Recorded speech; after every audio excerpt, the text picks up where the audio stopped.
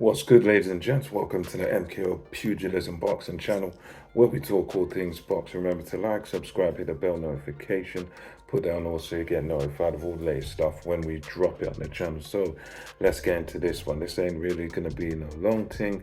We had Joyce versus Zhang, or Zhang as they pronounce it, I believe, over in the Copper Box, East London. And yeah, this was one that I was excited for, looking forward to. And the sort of unexpected result happened, which was that Zhang beat Joyce. And not only did he beat him, he actually stopped him. And that was one outcome that I didn't really see coming. I had Joyce thinking that he was going to sort of break Zhang down throughout the fight. I thought that Zhang's stamina was going to let him down. That was my sort of process, my thinking going into this. But at the same time, I was aware that yes, it is a fact that of the two, Zhang is kind of the better boxer.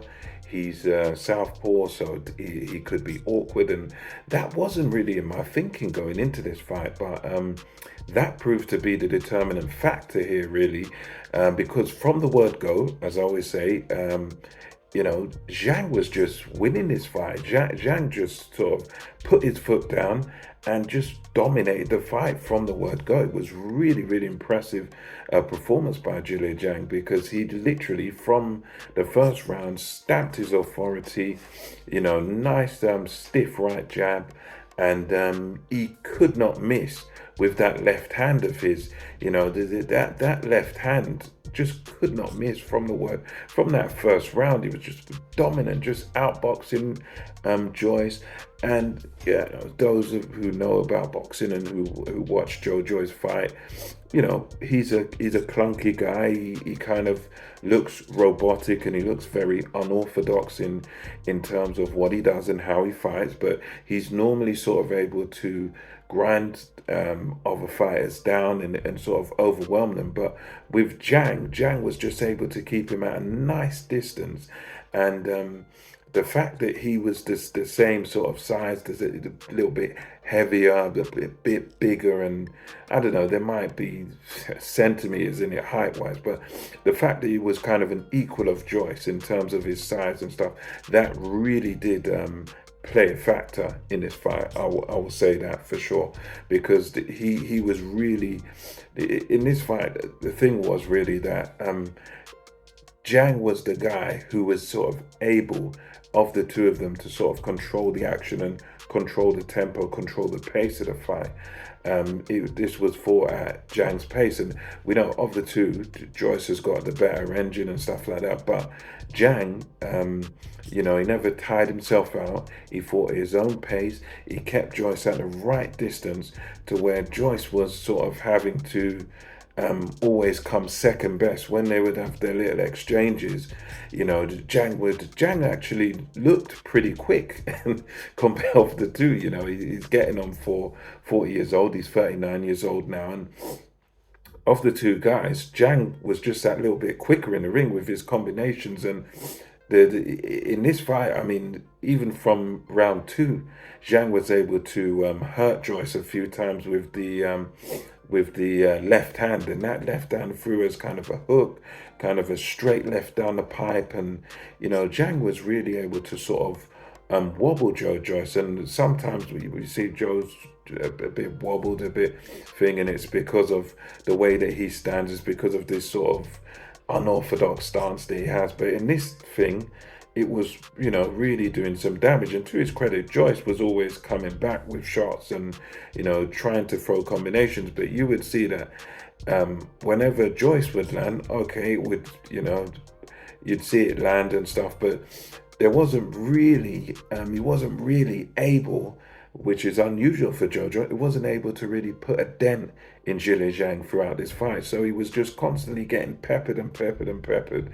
And it was like when Zhang would land, you'd see the impact, you'd see the shifting and the moving in Joyce's body. But when Joyce would land his shots, some of them, the way he throws it, it looks kind of like arm punches. And, it was only some of his punches where you could see, right, there's an impact, that's powerful, that's hard. But it was like with Zhang, everything was hard, was crisp. was powerful. You could see that when he's landing powerful shots, and you could see that he was having an impact, and he was just peppering away. I mean, as some say, he gets offended if he missed him. It was one of those type of fights from Joyce's side. He was just, getting hit and hit and hit and hit. But it was like this time he come unstuck, and this time he came against a man that could hurt him and could damage him, and that's why early in the fight he developed this eye injury, and it just kept getting worse and worse and worse and worse. And it was just like, as usual with Joe Joyce, there was no head movement from him. He was just sort of coming and just trying to counter and trying to land combinations. But the problem was every time he's coming in, he's being met with hard left hands. And he done nothing really to avoid the left hand. He done nothing to get away from the left hand, and that was Zhang's honey punch, and he just couldn't miss with it all night. So Joyce, as we get towards the end of the fight, Joyce gets hurt several times, and it's always with the same punch, the same left hand, and it was just, for some reason, Joyce just couldn't adapt.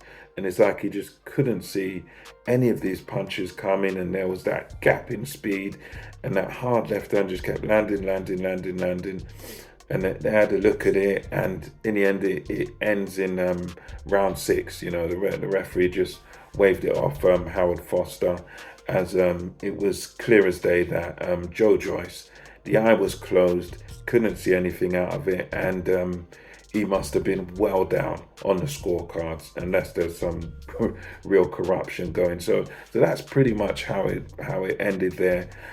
Joyce was outboxed. He was outsped. Zhang was sort of the faster man, and Zhang was landing the bigger bombs and the harder punches. And although Joyce's chin did hold up. He didn't go down in his fight. He did get hurt. He did get wobbled. He did get stumbled quite a few times, but he never went down. So his chin sort of stood the test. But that eye was really, really badly damaged, and it was of the same caliber, ironically, of the damage that he done to Daniel Dubois, where he was just damaging Dubois' eye, and that was with a left jab. But his eye was damaged with a left cross from Zhang. And this was just one of those classic cases of the best boxer won the fight. It wasn't close at all. There was a clear gap in skill, ring generalship, ring craft. Zhang was just a superior boxer, the better boxer. And it was one of those where Joyce's awkwardness worked against him. Everything worked against him, and he just lost to a clearly better and superior fighter there.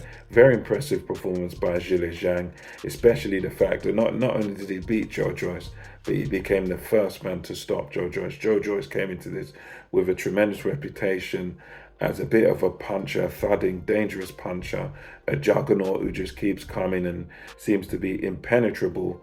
But, as Zhang said through his translator, that his punches are armor-piercing punches. And it was pretty much a case of that, where the Juggernaut come into somebody who can punch through the armor, and that was Zhang. So, exceptional performance by Zhang.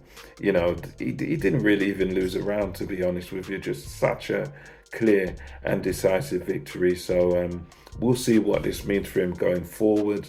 Will he get a shot at the champions? I don't think he'll get a shot at the champions next, because I think it's going to be Dubois, if I'm not mistaken, who goes after Usyk. And for Tyson Fury don't have to do anything. Mauricio Suleiman gives him a free pass to do whatever he wants. So I don't think he's going to get to face a champion yet. But, we'll see. Let me know what you thought of the fight in the comment section below. And until next time, it's MKO Pugilism, over and out.